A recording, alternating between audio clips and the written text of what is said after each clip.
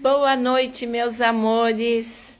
Jornal Informa São Paulo e a nossa página Universo Feminino com Mel Lancerotti. Em mais um encontro que eu tenho certeza vai ser incrível. A nossa convidada já chegou, que é a Nicole Reis.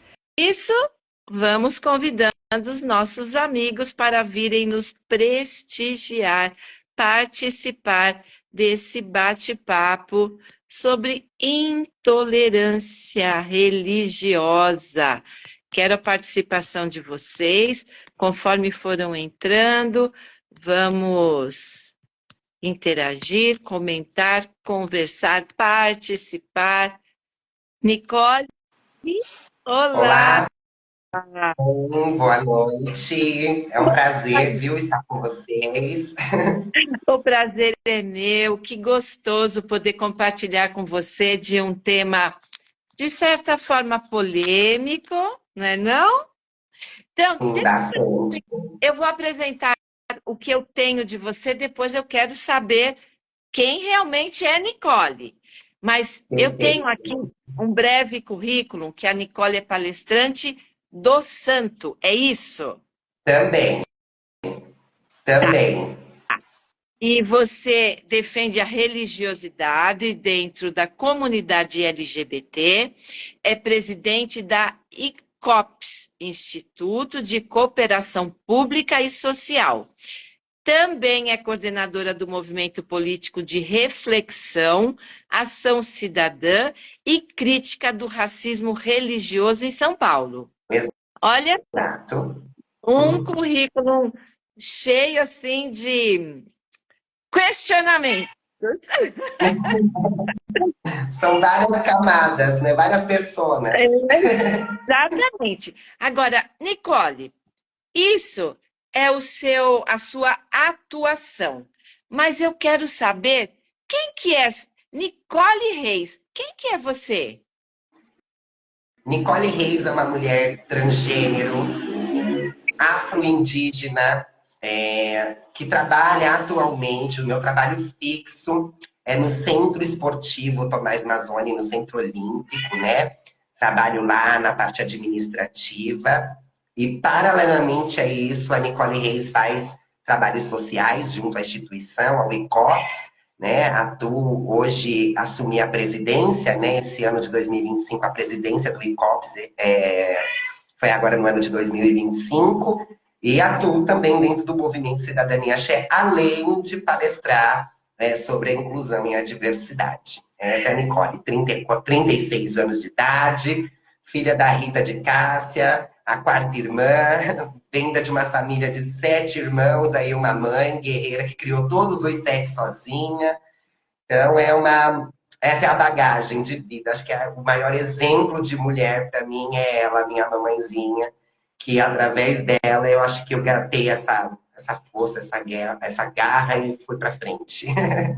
Maravilha. Agora, vamos falar então um pouquinho sobre o que vem a ser o Instituto de Cooperação Pública e Social. O ICOPS, o ICOPS é uma instituição, uma ONG, né, uma OSC, que hoje atua aqui no Parque Novo Mundo, né, na região da Zona Norte de São Paulo. O ICOPS, ele tem 6 eixos, né? Dentro desses 6 eixos, o ICOPS atua na área social, no assistencialismo social, tá? A gente tem 350 famílias assistidas, né, das comunidades da Marconi, Baracela, comunidade da 4, 12 do Singa, Vila Sabrina. O ICOPS também é uma instituição que distribui cestas básicas, faz toda a parte de assistencialismo e na rede social. Né? Além disso, o ICOPS ele tem o programa de proteção à criança e adolescente, tem um programa de proteção à diversidade, então a gente encaminha as pessoas para vagas de trabalho, a gente faz parceria com várias empresas, inclusive agora, hoje, eu também tive uma reunião que a gente vem fazer uma parceria com a faculdade para dar a oportunidade da primeira faculdade das pessoas periféricas em situação de vulnerabilidade. Então, o ICOPS, eu penso que é a casa da segunda chance, da segunda oportunidade. Eu vim de projetos sociais também, né? Então, eu acredito que projetos sociais salvam vidas, cultura salva vidas. Então, o ICOPS ele é um escritório, uma instituição, e dentro dela toda a magia social e atendimento acontece, de acolhimento. A gente apoia eventos culturais, já encabeçamos muitos movimentos culturais, e aí vem que o ICOPS ele é o signatário do movimento Cidadania Axé. Então, institucionalmente, o ICOPS representa o movimento Cidadania Axé, que está dentro do programa Raízes Protegidas. E aí nasce do Raízes Protegidas o movimento Cidadania Axé, que é esse grito de luta contra o racismo e a intolerância religiosa. Vamos usar, então, esse termo, racismo e intolerância religiosa. Muita gente não tem ideia do que vem a ser, do que isso vem a ser. Porque as pessoas, muitas vezes, estão tão centradas no seu problema que não conseguem. Assim, só eu tenho meu problema. O que acontece aqui nas laterais, e nós temos que ter uma preocupação muito grande, porque o mundo, né, nós seres humanos, nós somos uma engrenagem. E essa engrenagem, ela funciona. Se alguém não estiver bem, a engrenagem vai por tudo. Então, me fala um pouquinho sobre isso. De que forma existe esses preconceitos, essas divergências que afetam as religiões? O que acontece é que o Brasil ele é um país hoje, né? Já é um país historicamente, já tem uma dívida, né, com as pessoas de matriz africana, né? A gente tem que lembrar aí da época da escravatura e tudo e todas as barbárias que aconteceram, né? Então a gente pega essa pauta racismo religioso, né? Por quê? Porque o candomblé, a umbanda ou toda religião que descende de matriz africana vem de pessoas pretas, né? E aí nasce essa luta contra o racismo. Como você mesma citou sobre essa engrenagem, a cultura afro, né, descendente, ela ajudou na construção do nosso país, né? Então, nós temos hoje enraizado no nosso país a construção tanto cultural, quanto do dialeto, quanto das vivências, né? A gente fala do grito da primeira mulher, porque a gente fala da luta das mulheres, mas as mulheres pretas, desde quando nasceram, cresceram e se criaram, já trabalhava para outras pessoas, né? Então, ela já foi exposta ao trabalho, mesmo ele sendo trabalho escravo. Então, assim, o país tem essa dívida, né, com a gente. Então, como você falou dessa engrenagem que ela não funciona, a gente num grupo não funciona, enquanto a gente não entender que tanto os indígenas, os povos originários, quanto as pessoas de matriz africana, ou essa época que marcou o nosso país, né, época da escravatura, quando a gente não entender que isso faz parte do nosso todo, que isso está dentro da nossa cultura, que isso faz parte da nossa história, né, eu acredito que essa engrenagem ela vai continuar quebrada, né? Ela vai continuar. Capenga. Exatamente, capenga. Essa engrenagem ela não vai funcionar, porque justamente nós temos essa dívida. E aí vem esse grito contra essas religiões, né? Então, essas pessoas elas vão deixando de ter acesso a políticas públicas. E políticas públicas é a coisa mais básica que existe, né? A gente paga pela cidade, e a cidade ela tem o direito de nos devolver como política pública, né? Então, uma pessoa afrodescendente, ela é um cidadão, ela é um eleitor, ela cumpre o seu papel como cidadão e a gente precisa brigar por esse direito à cidade. A cidade precisa nos devolver isso, né? E quando a cidade não nos devolve isso, a gente vai continuando nessa precariedade, né? A gente vai continuando precário e essa engrenagem vai continuando capenga, não vai funcionar, né? Então, as pessoas, quando elas olham para a religião de matriz africana, elas só conseguem pegar o conteúdo que foi nos deixado aqui, né? Que é a macumba, que aquilo vai te fazer mal, que aquilo vai te prejudicar de alguma maneira, que aquilo é fato de coisa de preto. E elas esquecem o papel fundamental que um templo religioso tem dentro da sua comunidade, né? Ele é o médico dos aflitos, é a casa que muitas das vezes as pessoas vão encontrar abrigo, ele é o psicólogo, o sacerdote é o centro cultural, é ali que as pessoas têm acesso a outro tipo de cultura, que faz parte da sua tradição, que está dentro da sua genética, né? Então, a casa de axé, o templo religioso, ele tem um papel fundamental cultural, social, né, economicamente dentro da sua comunidade, né? E aí eu penso que esse é o caminho até que essa é a visão que a gente quer dar para as pessoas, né? O respeito, independente do segmento religioso, né? Eu concordo plenamente no que você fala, mas não só toda religião eu enxergo, tá? Toda religião ela tem esse papel de apoiar o ser humano, porque é na religião que você tem a liberdade de se entregar a quem você acredita, seja Deus, seja a sua.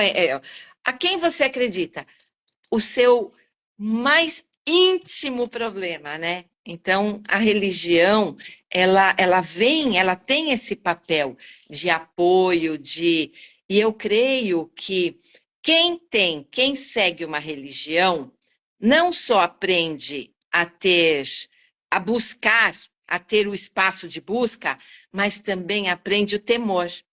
Porque a pessoa que tem esse sentimento religioso, temor a algo superior, tem sempre a preocupação de, no agir, estar ofendendo, né, a pessoa na qual ela acredita. Então, que seja em Deus, se eu fizer isso, Deus não vai se agradar, Deus vai se desagradar. E assim, provavelmente, em outras religiões, porque quando você crê, você sabe que você tem que ter um caminho de regras, de respeito, de ética, né? de colaboração mútua, de fazer o bem, de colaboração mútua, realmente de fazer o bem. E eu percebo que muitas religiões pregam, mas não são de fazer o trabalho social, né?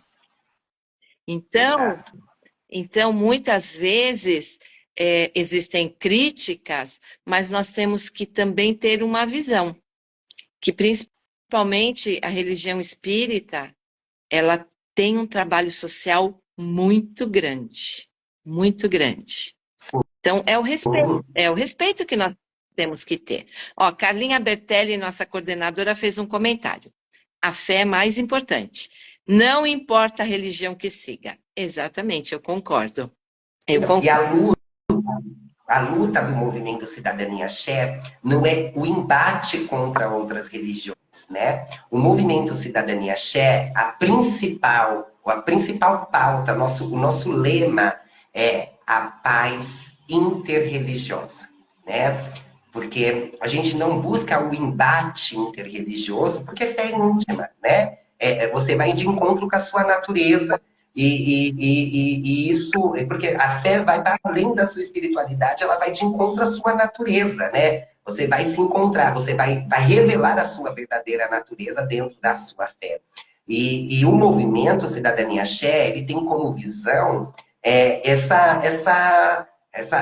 conexão entre as religiões, né? Essa cultura de paz interreligiosa, né? Olha que interessante isso, porque o movimento Cidadania Axé, ele parte de uma ideia, né? Então, qual é a ideia que a gente... Ele é uma ideia, né? O movimento. Então, ele é um movimento horizontalizado, ele tem coordenadores, né? Mas ele é um movimento de todos.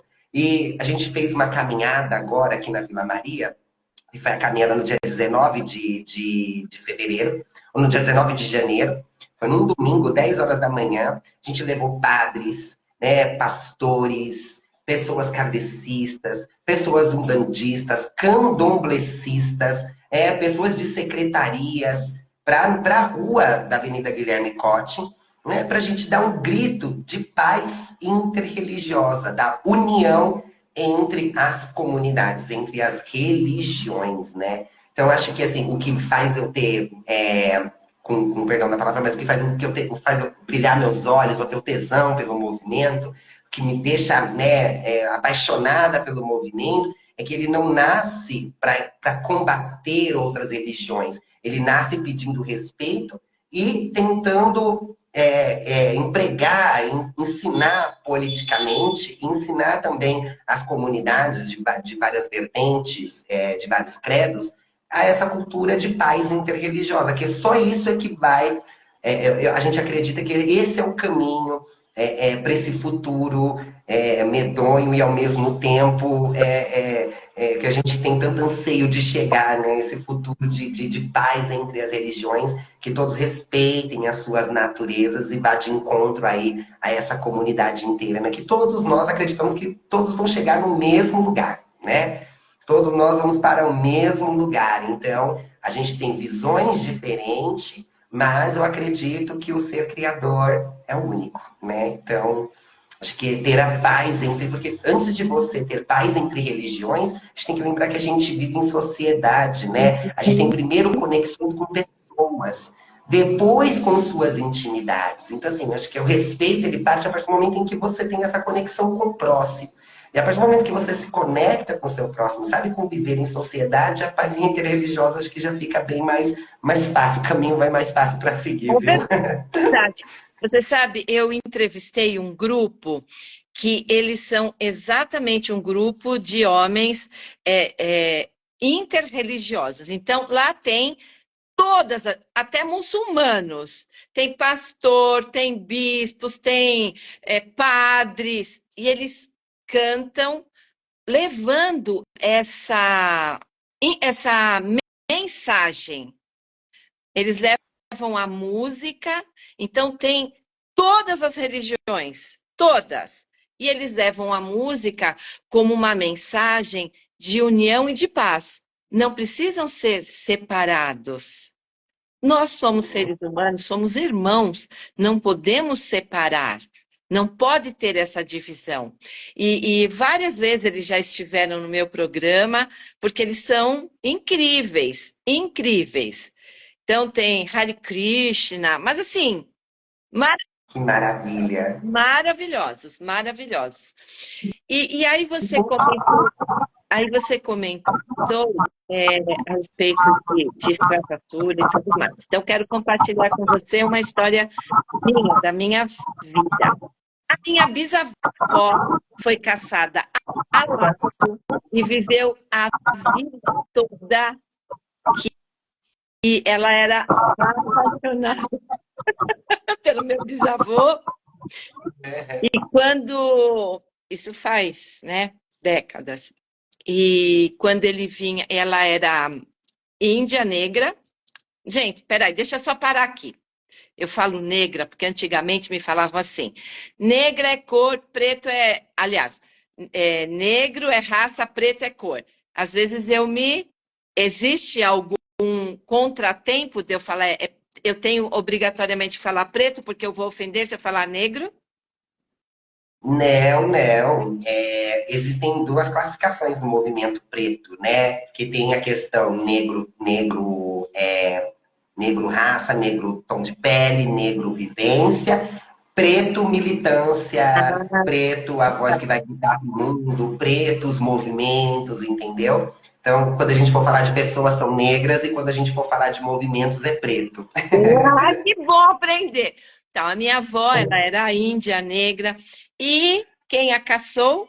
Ele era um português de olho verde, e ela era apaixonada. E aí, o que acontecia? Quando ele estava chegando de longe a cavalo, ela deitava o ouvido no chão e ela gritava um som, né?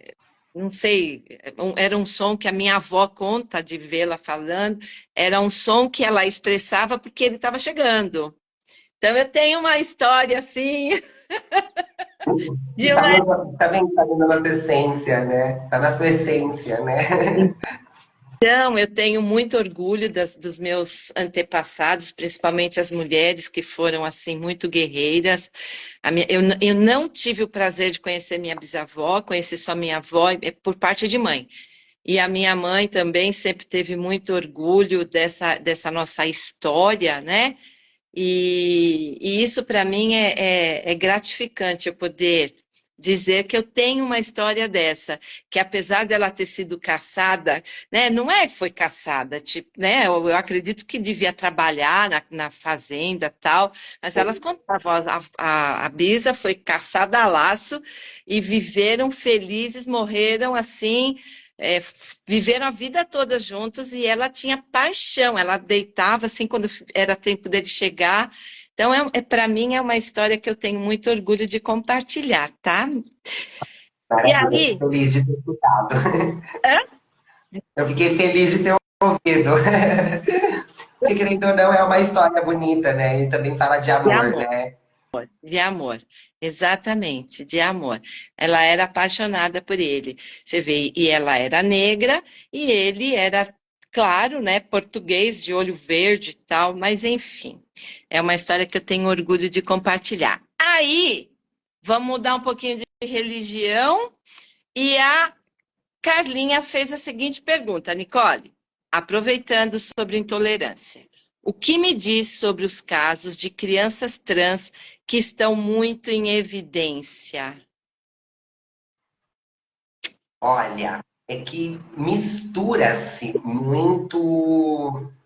Existe a parte do fake news, né? Que é espalhado a notícia falsa, né? A notícia que não é verdadeira, porque assim, dentro da Organização Mundial de Saúde, né? E dentro da Organização Nacional de Saúde, não se tem intervenção nem de TH, né? Que é tratamento hormonal, e nem cirúrgico para pessoas, né, menores de 18 anos. E mesmo que você comece essa intervenção pós os 18, você tem que ter um laudo, você passa por um tratamento psicológico, psiquiátrico. Isso eu digo ancorado e amparado dentro do SUS, tá?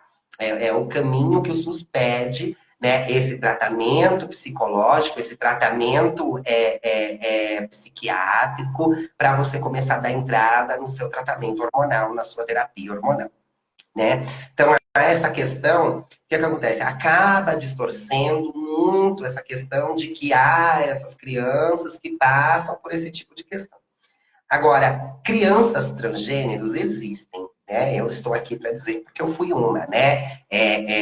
Eu fui uma criança trans. Só que a minha geração, né? Eu não vou dizer a época que é essa, mas a minha geração, a geração em que eu fui construindo a minha adolescência, era uma geração que a transgeneridade não era algo falado. Então, assim, eu tive que passar por um processo muito doloroso até chegar o momento de entender que eu era uma mulher trans, né? Então, foi um processo muito doloroso. E ainda eu sou privilegiada, porque eu sou 1% de 99% que acaba sendo expulsa de casa com 14, 10, 13 anos, 10 anos de idade, por muitas das vezes não ter esse acompanhamento, né? E crianças trans existem.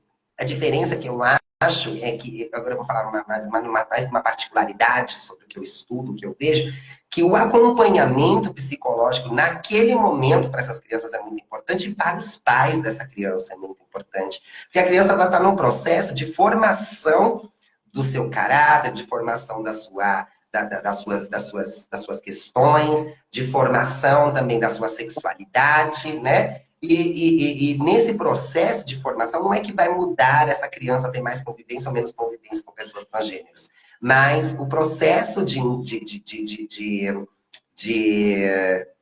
amadurecimento nesse ponto transgênero, né?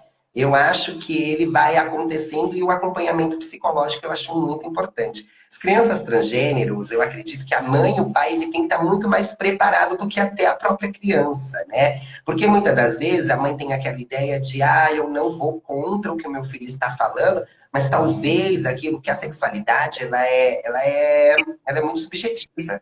Então, a gente não dá para a gente falar de diversidade, porque diversidade é subjetivo, né? E a sexualidade também é subjetiva.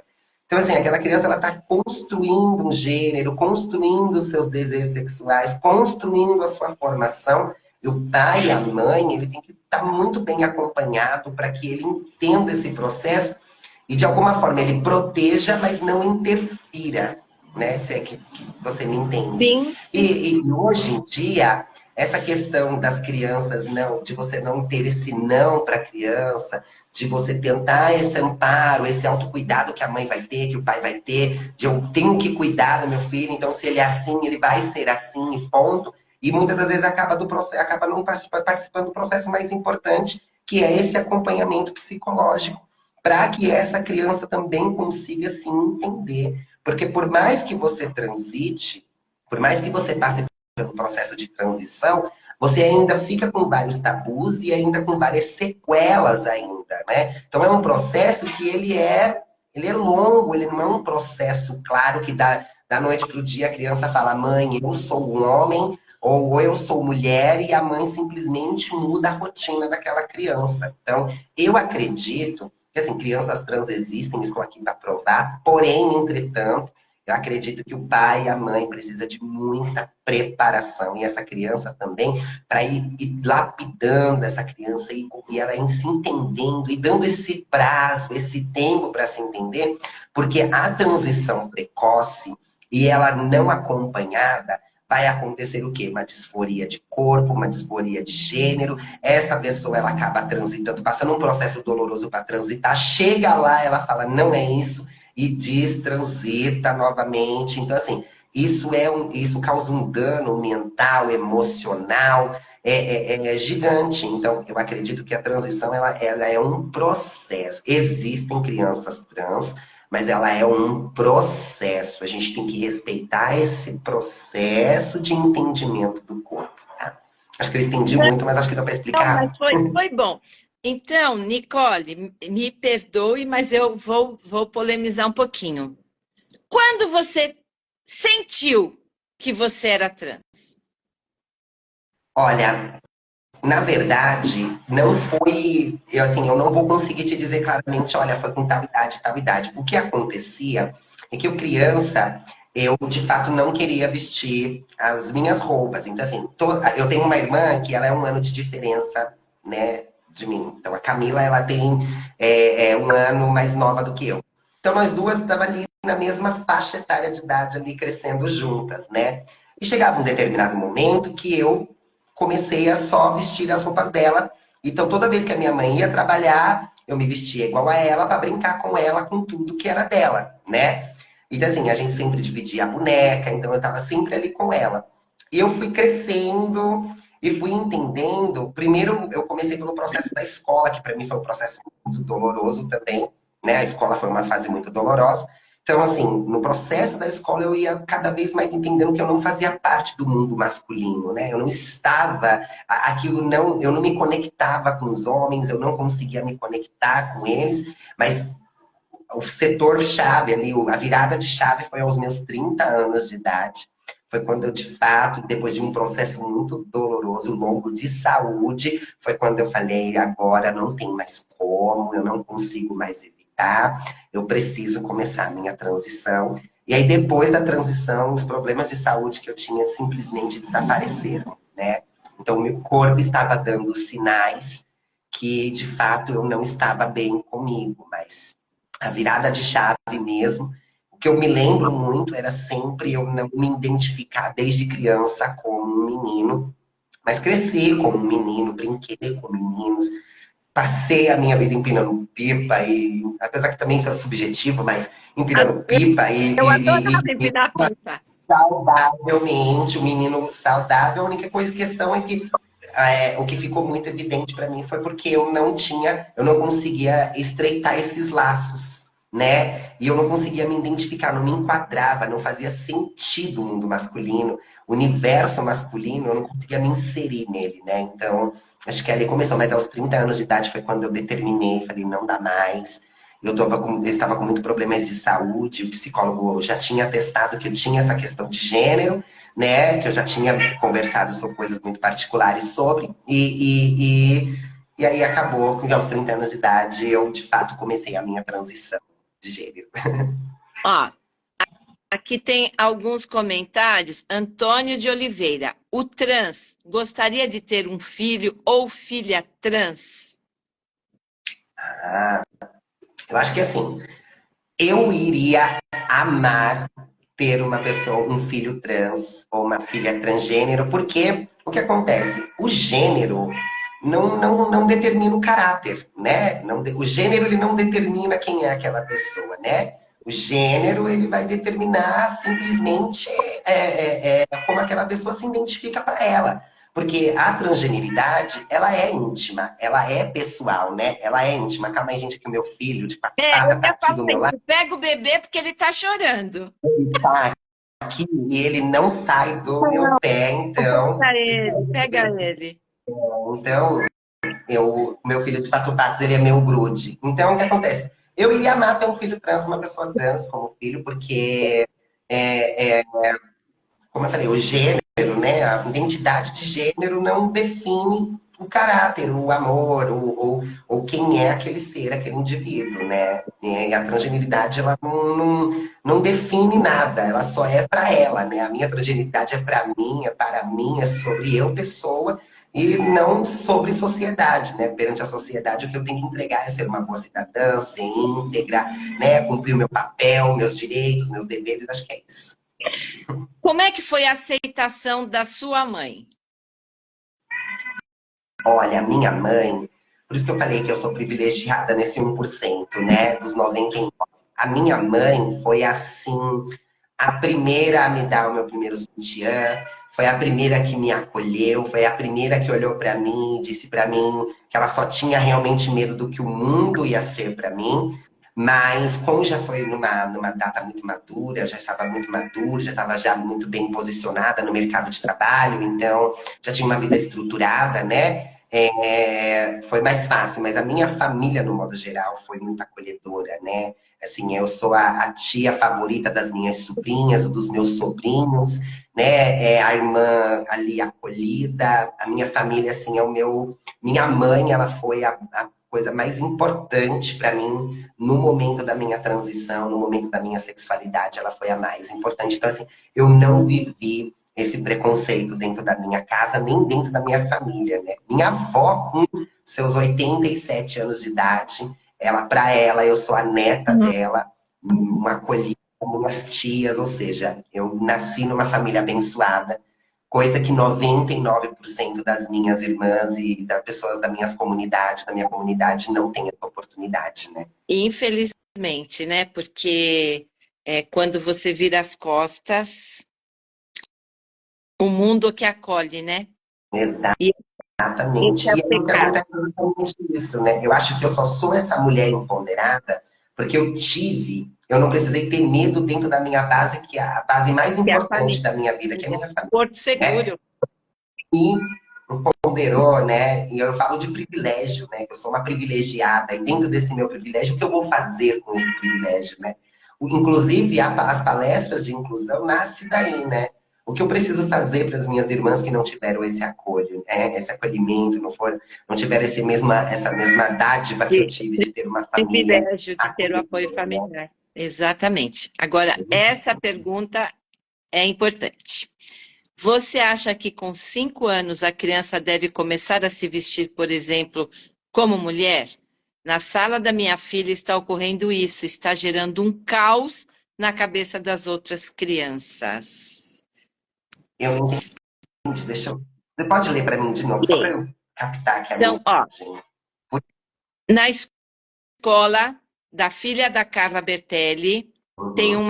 um menino com 5 anos que começou a se vestir de menina.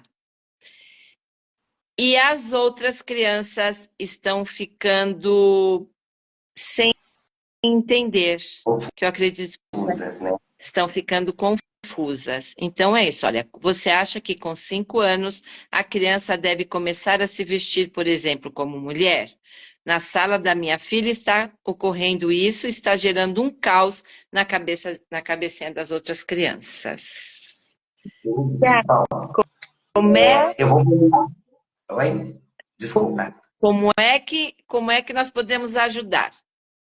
O que acontece é o seguinte, como eu disse, vou voltar lá no que eu falei anteriormente, a importância do acompanhamento psicológico para os pais, né? Porque os pais é quem estão ali vestindo aquela criança, que a criança ela pode ter, falar, eu já tinha essa escolha quando criança, como eu relatei, né? Eu já queria vestir as roupas da minha irmã, porém, entretanto, como eu fui ensinada que na rua não podia, e que aquilo era errado, então isso só acontecia quando eu estava em casa, entendeu? Né? E quando a minha mãe via, minha mãe falava, não é essa roupa, você tem que usar essa, né? Com um jeito maravilhoso dela. Mas eu acho assim, que para ajudar, acho que a primeira questão é, os pais estão em acompanhamento psicológico, né? Os pais estão passando por esse processo de acompanhamento psicológico, né? Essa criança é uma criança assistida, é uma criança que está sendo orientada, né? Ela está sendo assistida, ela está tendo um tratamento, porque assim, não é que eu estou falando que a transgeneridade ela é uma doença, não é, ela é um processo. Como eu falei, é um processo longo, né? Então eu acredito que nesse momento a escola deveria primeiro fazer essa rede de apoio, de acolhimento, né? Porque o nosso papel é incluir, né? É incluir, apoiar, acolher, entender o que está acontecendo com esses pais, né? Como que esses pais chegaram nessa conclusão, né? E também essa criança, como está sendo esse acompanhamento com essa criança, para que essa criança passe por esse processo de entendimento, né?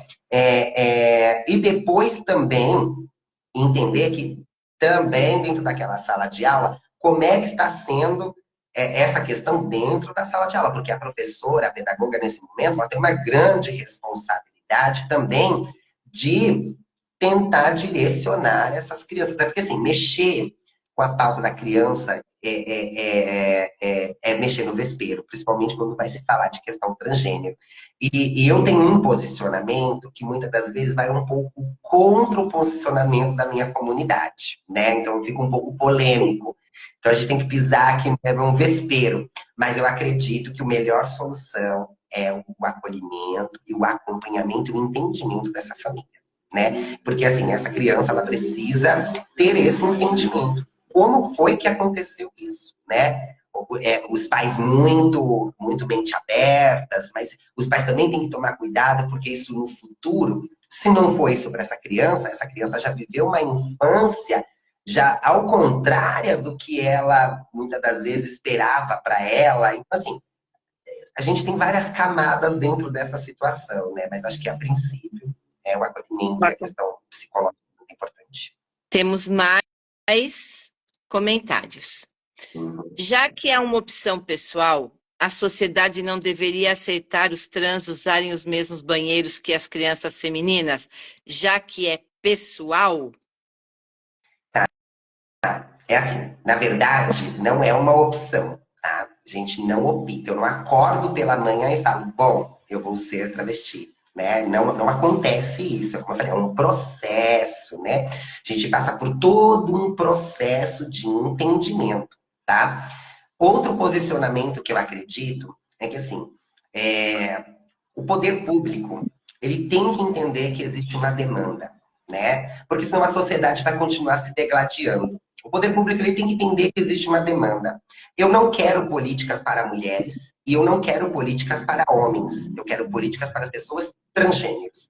Eu preciso eu preciso que o poder público me olhe, né, como uma pessoa transgênero. Eu não quero passar no ginecologista, eu não quero passar no urologista. Eu quero que exista médicos que entendam o meu corpo, que não é um corpo feminino e não é um corpo masculino. Eu estou no meio, né, desse caminho, entendeu? Pessoas assexuadas estão intersexo, estão nesse caminho, né? São pessoas que nascem com os dois sexos, entendeu? Que muitas das vezes é o pai e a mãe que definem, essa criança cresce com um transtorno e ela precisa fazer outra cirurgia para poder consertar aquilo que já não foi. Então, assim, o poder público tem que entender essa demanda. Porque, assim, a gente está falando de questões de banheiro, mas a gente só tem esse problema com banheiro porque lá em cima o poder público não entendeu que essa demanda ela precisa ser ouvida, né? E assim, há dois perigos. Eu entrar no sanitário masculino, eu corro o risco de ser linchada.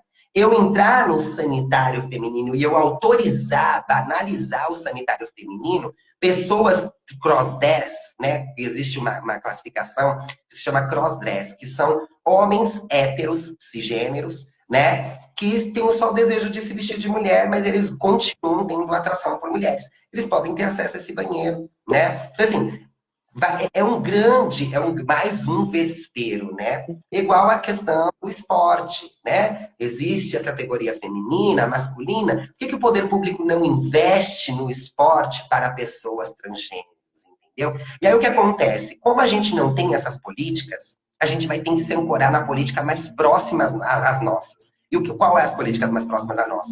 Maria da Penha, a lei da mulher, a questão do racismo, né? Então a gente vai acabar se ancorando em leis, em políticas públicas que não foram pensadas para nós, né? Então, assim, eu acredito que eu sou tipo de pessoa que eu prefiro usar o sanitário cabine única. Então, assim, eu sempre que eu vou no local, eu procuro olhar o sanitário que é o sanitário das pessoas que são portadoras de deficiência, que é um sanitário único, né? Ali eu entro, faço minha necessidade, né? Porque é uma necessidade básica, a gente tem que entender esse ponto, e saio. Mas tem pessoas que tem um dado momento que você não vai encontrar esse sanitário, né? Então você vai ter que usar o sanitário. E assim, ou eu fico entre apanhar, né, ser linchada, ou eu fico em causar um desconforto e tentar me enfiar dentro de uma cabine, trancar a porta, usar o sanitário. Então, assim, tudo para a pessoa transgênero, às vezes as pessoas falam do mimimi, mas tudo para nós,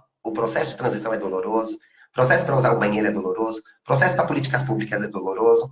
Aconteceu, só vou, já vou acabar aqui, mas só para eu te explicar uma coisa, aconteceu esses dias de eu ter que passar, eu tive algumas reações alérgicas nas regiões íntimas, e eu tive que passar, eu tentei passar no urologista, né?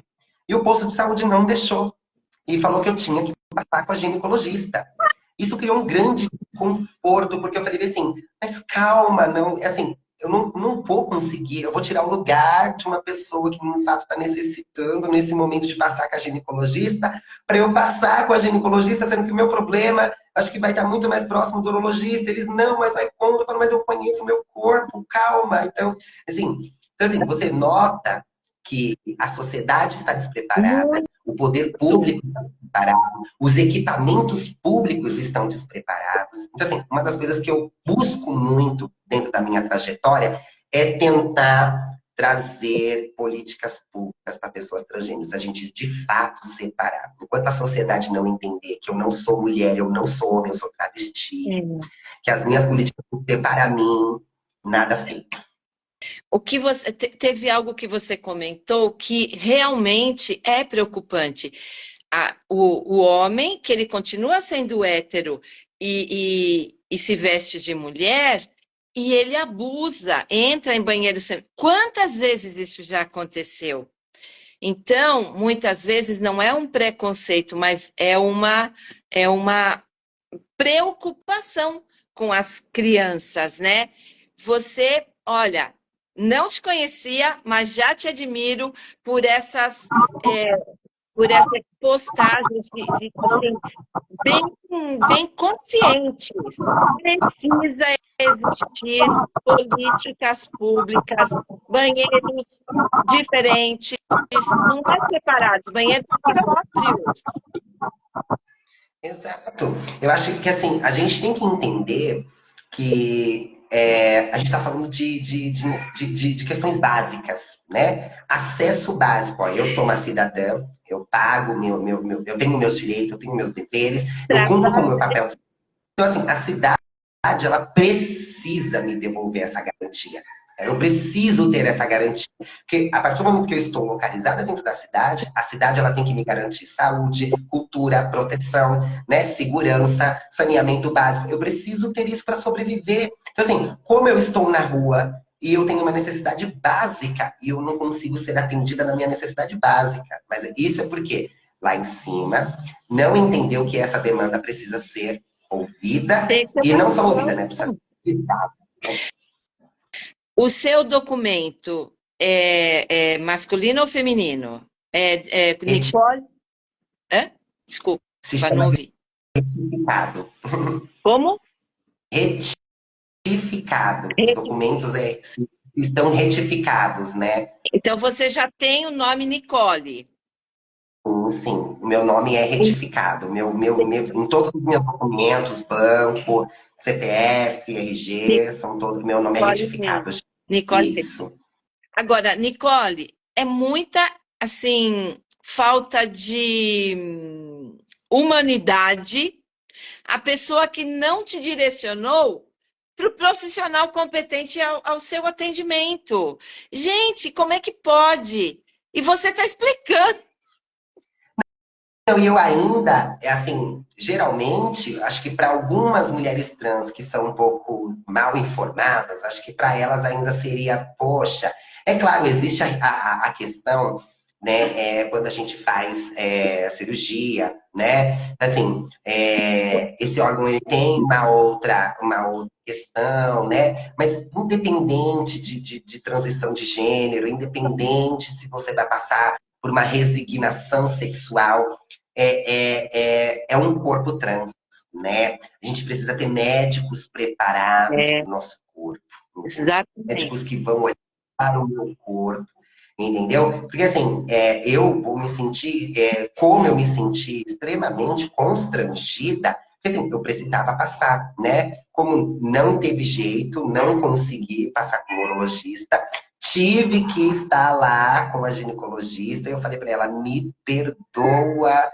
não foi eu que quis dessa maneira, eu vou me tampar inteira. E aí você só olha como tá mais ou menos aqui e vê como que a gente pode encaminhar. Mas assim, eu fiquei super constrangida, né? Porque como eu falei, a minha questão, a minha transgeneridade é para mim, né? Eu não tenho que pegar a sociedade, dar um grito para a sociedade. É claro, a gente vai ter que falar a mesma coisa, que o Brasil é o país que mais consome pessoas LGBTs, é o país que mais mata pelo 16º ano consecutivo, né? Saiu mais uma vez aí a informação, então, assim, é o país que mais mata pessoas transgêneros. Então, a gente tem que, muitas das vezes, ir a grito em alguns determinados momentos. É importante se empoderar, mas eu volto sempre nessa tecla que se não tem políticas públicas para nós, isso vai continuar acontecendo.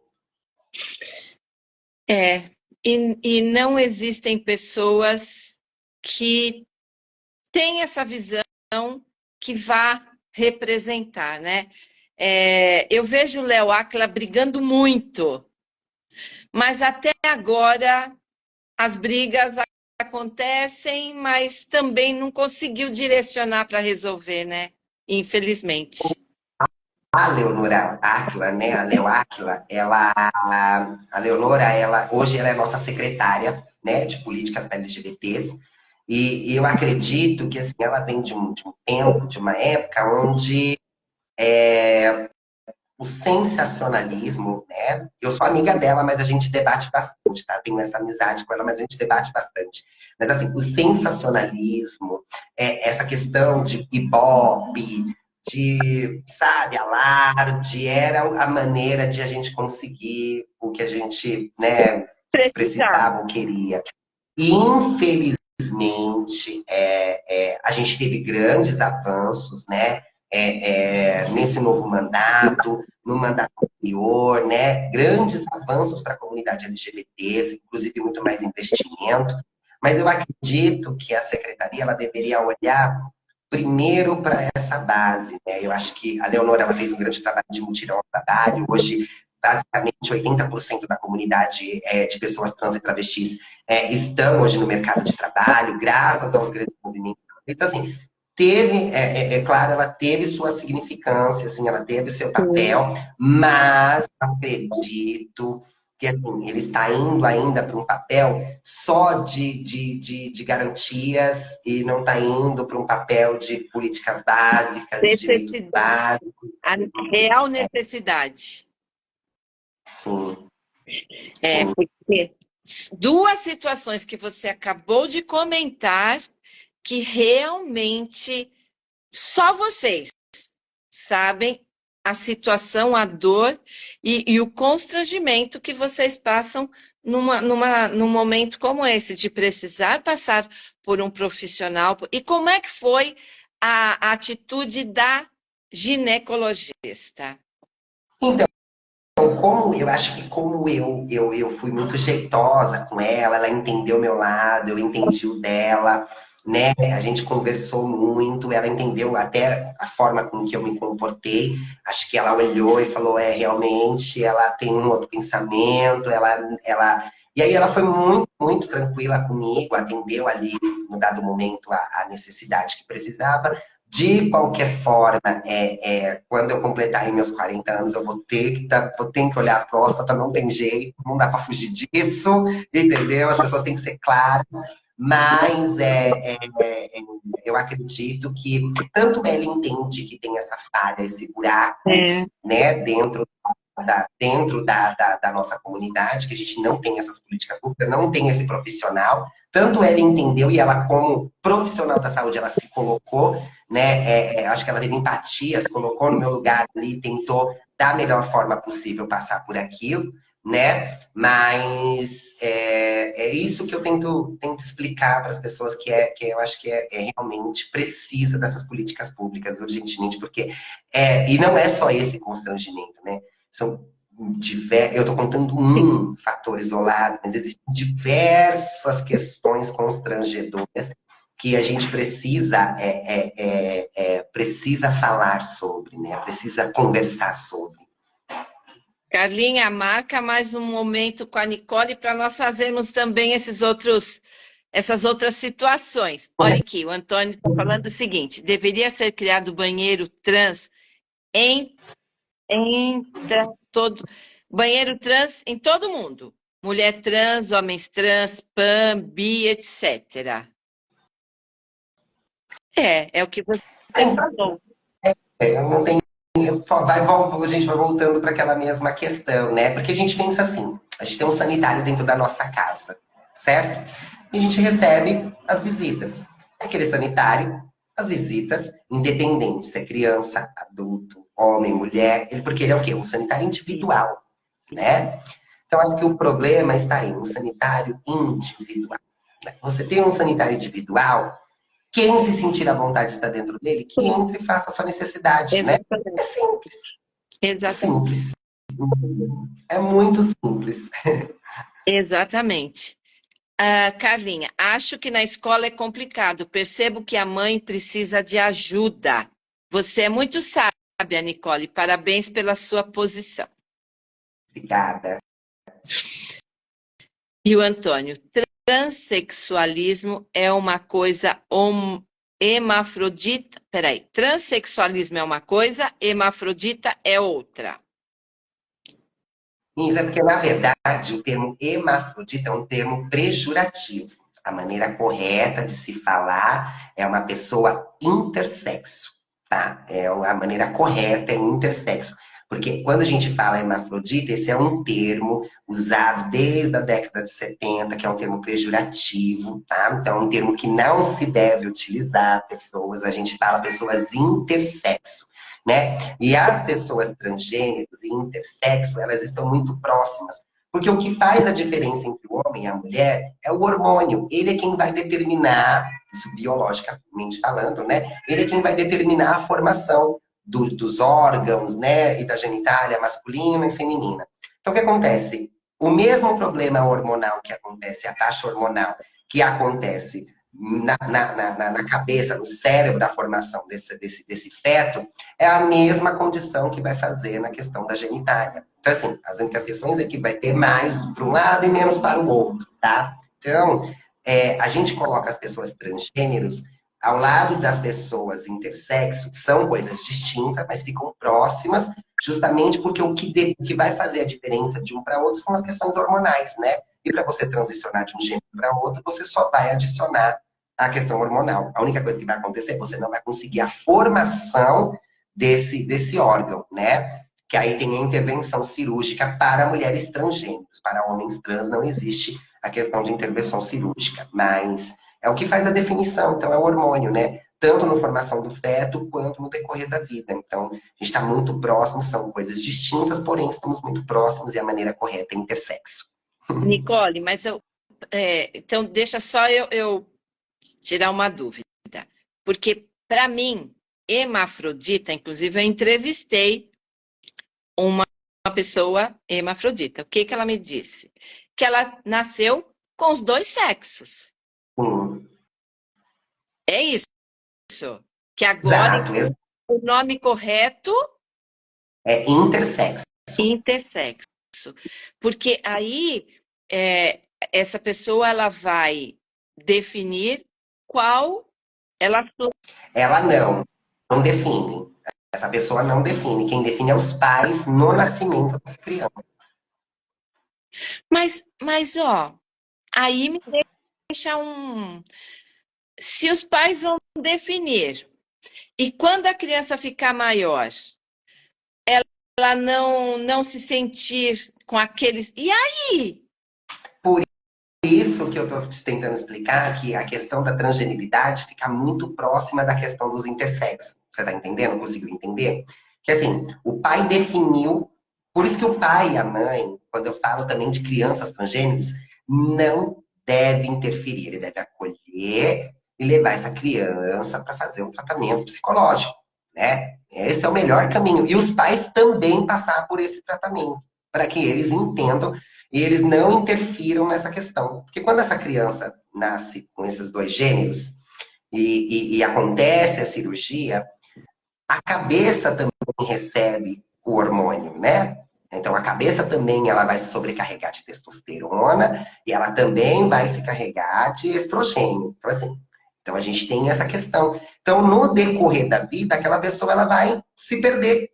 Então foi uma definição dos pais, essa pessoa vai se perder. E aí o que acontece? Se ainda transicionar para homem, o pai define que vai ser do sexo masculino. Ainda tem a solução de fazer a resignação sexual. Agora, se transita para o feminino e ela quer, no futuro vai tentar ser né, homem, se identificar como homem, já é um caso perdido, né? Essa criança ela já não vai conseguir ter a sua genitália masculina.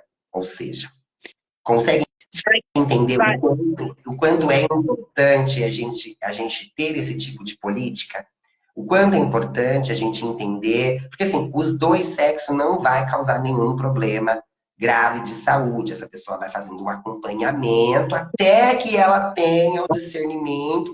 O pai, a mãe vai vendo que no decorrer da vida, essa criança, essa pessoa vai se identificando, ela vai tendo o seu próprio norte, né?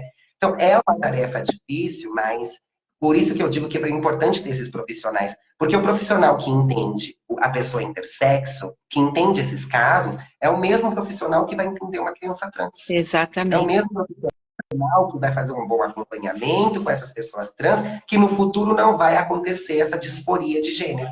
Entende? O Antônio está falando algo que me despertou. Ó, há um estudo biológico para saber se o hermafrodita é uma mulher se ela tiver útero ou se tiver próstata. Isso que define urologista, coisa de problemas urinários tanto do homem quanto da mulher. Ah, entendeu? Então, ó, aqui o que ele falou foi o seguinte. Volta lá. Que existe um estudo biológico para definir ele escreveu aqui hermafrodita, vou só repetir. Se tiver útero, tem que a pessoa, né, o bebê, deve aproveitar a vagina. E se tiver próstata, deve trabalhar o pênis. O que eu entendi seria isso. Então, mas aí vem a questão da taxa hormonal cerebral dessa pessoa, né? E aí? Onde é que fica essa parte, né? Onde essa parte entra? Porque, assim, o comando do corpo é a cabeça, né? É a mente. Então, o que acontece? Independente, porque assim, se estudar a fundo, existem, como eu falo, é subjetivo, né? Ele é diverso, né? Então, o que acontece? Existem N casos, né, de pessoas intersexo. Então, assim, N formações, né? Existem diversas formações. E vai existir formações que muitas das vezes não vem, o útero vem deformado, a próstata vem pré-formada, aquilo não se formou completamente. Então, assim, existem diversos casos. Esse que ele está colocando é um dos casos, né? Um dos casos. Mas o que acontece é que aquela taxa hormonal física daquela pessoa, aquela taxa psicológica da pessoa, aquela taxa de hormônio de testosterona ou de estrogênio, aquilo vai fazer um divisor de águas no futuro, sem dúvidas. E aí agora eu entendi. O que o Antônio está dizendo, que o urologista também pode tratar problemas urinários, tanto de homens quanto de mulheres, Ah, tá? sim, mas é porque o meu foi na urina. É que na Mas eu entendo que realidade você não passou por urologista, você passou pela ginecologia. exatamente. E foi, na verdade, uma irritação, uma infecção na parte, próximo às partes, né, genitais, entendeu? Mas já está bem. Já, 100%. A Carlinha falou, eu falei para convidá-la mais vezes, ela disse que com todo prazer volte sempre. Antônio, discordo de quem define, discordo que os pais devem definir. Se tem útero é mulher, se tem próstata é homem. Mas você já comentou que muitas vezes não, ainda quando nascem, não tem a formação direitinho, né?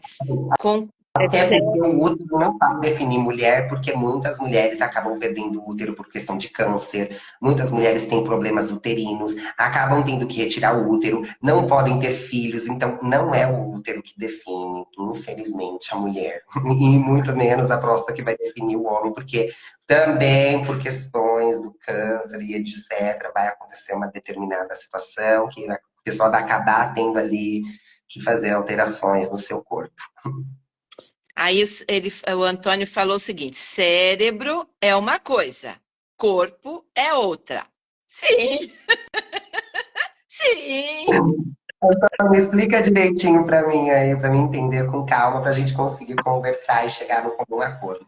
Acho que o mais importante é que, assim, às vezes a questão da transgeneridade, a questão de intersexo, vira pauta, em vez de ser uma pauta construtiva, vira uma pauta de guerra. E não é o intuito. O intuito é que a gente leve informação e receba informação, né? Esse eu acho que é o ponto, acho que chave, a gente trazer essa pauta como ela didática, né? Ela não virar um termo de é isso ou é aquilo, né? Vamos fazer ela de uma forma didática para que a gente consiga nos entender. Porque assim, a gente está dentro da mesma casa, o planeta é de todos, né? A gente vai ter que aprender a conviver, senão não vai dar certo. Olha, eu sei que nós mudamos completamente o tema, mas está muito bom o nosso Não bate-papo. tem problema. Não tem problema. Nós, nós já passamos o nosso tema, então eu já quero que a Carlinha programe umas próximas vezes de você vir para nós trazermos, porque realmente é um assunto que nós precisamos trazer à tona. Precisamos, Sim, né? É aquilo que eu falei lá no comecinho, as pessoas enxergam só para frente, 10 centímetros do seu umbigo, né, do septo nasal. E nós temos que saber que vivemos no mesmo planeta, somos, né, fazemos parte de uma mesma engrenagem, e o que acontece nas nossas laterais são importantes para para nossa boa convivência, né? E de entender o outro também. Então vamos lá. exato. eu já ia pedir para a gente encerrar as suas considerações com relação ao tema, mas espera um pouquinho que o Antônio fez um comentário aqui. Vamos lá. Se a criança nasce com útero, deverá ser tratado como mulher, biologicamente falando. E você é verso, não uma opção os pais. Dos não, não somos pais. Então, o que acontece é que, assim, né, o corpo, ele é, assim, eu não sou médica. Então, eu não vou conseguir entrar nos termos médicos. O que eu sei é do que eu estudo referente à questão, até para que eu palestre, né? Então, eu não consigo, então, eu não tenho um doutorado sobre, mas eu prometo, tá, Fernando, que numa próxima eu vou muito mais a fundo disso, para trazer dados muito mais importantes, muito mais precisos sobre, mas, de acordo com o estudo que eu tenho, que eu fiz, o corpo ele tem diversas formações, né? E nessas diversas formações, principalmente quando se trata de intersexo, né? Hoje, catalogado tem basicamente quase 54 tipos de formações. Catalogados. Então, é importante a gente entender que é claro, existe a questão homem, a questão mulher, e nós estamos no século que também existe as pessoas transgêneros. Então, a gente vai ter que começar a entender essas mudanças corporais e físicas, tá certo? Mas eu prometo numa próxima, até estou me colocando aqui, me comprometendo de trazer dados mais precisos da próxima vez, mas eu acredito que são 54 mesmo tipos de formações ou de catalogados, tá? Antônio, da próxima vez, venha que é importante essa participação. Mas agora nós vamos encerrar. Nicole, adorei esse nosso bate-papo. Que prazer poder receber e trazer tantas informações desconhecidas para muitas de nós. Então, as suas considerações finais, por favor, ainda um pouquinho em cima da religiosidade, desse preconceito que vocês enfrentam com relação à opção religiosa. Então, um pouquinho sobre isso. Tá certo. Ó, primeiramente, eu quero agradecer. Você é uma maravilhosa. Eu amei conversar com você. Além de linda, estilosa, maravilhosa. Eu amei. Quero agradecer a Carla pelo convite. Sempre que vocês quiserem, nesse bate-papo, eu estou à disposição. Acho muito importante a gente entender. Acho que pautar a cultura de paz. Eu acho que é muito importante que as pessoas de matriz africana se politizem, aprendam, entendam o quanto é importante o caminho político, porque política não é partido, política não é voto, eles são instrumentos da política, né? Mas que as casas se politizem, abrem suas casas para que elas sejam um ambiente cultural, social, de acolhimento. Eu acredito que, da mesma forma que a gente estava falando sobre questões de transgêneros, de pessoas trans, intersexo, eu acredito que também acontece dentro das religiões. Acho que deve existir uma política pública. O poder público tem que olhar para essas questões, né? Porque as casas de religião de matriz africana, elas são parte importante da sociedade, da comunidade, né? Ela é um ponto importante dentro da sua comunidade, e dentro dela, além da religiosidade, ela traz a cultura, ela traz a resistência, né? Ela traz todo um legado de terra, né? Que o nosso país tem. Então, hoje eu só deixo aqui o mais importante, que em vez de se degladiar, pratiquem a cultura de paz interreligiosa, tá certo? E que também, né, as pessoas entendam mais sobre o universo transgênero, que é o universo que eu também milito muito, né? Entendam bastante, transitem, leiam bastante sobre, deem oportunidade também e sejam um aliado, né? Se você concorda que homem e mulher, e você quer que as pessoas trans tenham o seu direito, então seja um aliado, milite junto, fala, vamos política pública ter direito para essas pessoas, tá certo? Mas eu agradeço vocês, foi um bate-papo maravilhoso, se precisar eu tô aqui. Adorei, adorei. Bom, meus Eu amores. também, Oi? Desculpa, não. eu também amei. Ai, que coisa boa. Falei, eu também. Meus amores, eu sei que estava muito gostoso, que nós iríamos até, mas nós temos um período, né? Então, eu prometo que vou pedir para a Carlinha convidar a Nicole outras vezes.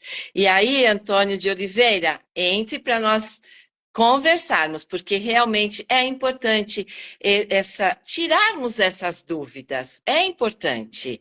Sim. E, inclusive, conhecer mais sobre o universo que muitas vezes nós enxergamos de fora e não sabemos a realidade do que cada um de vocês passa num momento como esse que você compartilhou conosco. Então, meus amores, é só isso por hoje, mas com certeza, próxima semana, mesma bate-hora, mesmo bate-canal, um convidado ou uma convidada muito especial, assim como foi hoje. Nicole, beijos no seu coração, gratidão por esse compartilhar. Meus amores, uma semana abençoada, vocês sabem, né? Eu amo vocês. Beijos, até semana que vem. Tchau. Nicole, boa noite, querida. Muito, muito obrigada. Linda. Beijo.